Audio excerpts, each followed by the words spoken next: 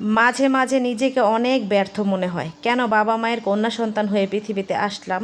কন্যা সন্তান হয়ে না এসে যদি পুত্র সন্তান হয়ে আসতাম, তাহলে বাবা মায়ের ছোটোখাটো ইচ্ছা আবদার সবই পূরণ করতে পারতাম। বাবা মা কিন্তু সন্তানের কাছে কোনো আবদারই করে না, শুধু চায় তারা ভালো থাকুক। তারপরেও বাবা মার মুখের দিকে তাকালে সেই ছোটোবেলার কথা মনে পড়ে যায়।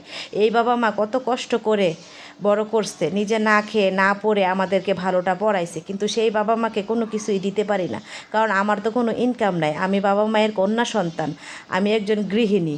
সেজন্যই বলি বোন, প্রত্যেকটা মেয়েরই ছোটোখাটো অল্প যাই হোক একটা ইনকাম থাকা দরকার, যাতে তুমি নিজের মতো খরচ করতে পারো। তোমার মার সাথে কোথাও গেলা, তোমার মার একটা জিনিস পছন্দ হয়েছে, তুমি কিন্তু কিনা দিতে পারবা না। কারণ কি জানো, তোমার কাছে টাকা নাই, তুমি একজন গৃহিণী। হাজব্যান্ডে তোমার গয়না 100 টাকা দিয়ে দিছে, সেই 100 টাকা দিয়ে তুমি তোমার নিজের ইচ্ছাই পূরণ করবা না, তোমার মার ইচ্ছাই পূরণ করে দিবা। তো সেজন্যই প্রত্যেকটা মেয়েরই ইনকাম থাকা দরকার, যে যাই বলুক না কেন। আপনারা যে যেভাবে পারেন কাজে লেগে থাকেন, কারণ ইনকাম করতে হবে। ইনকাম ছাড়া জীবনে কোনো উন্নতি নাই।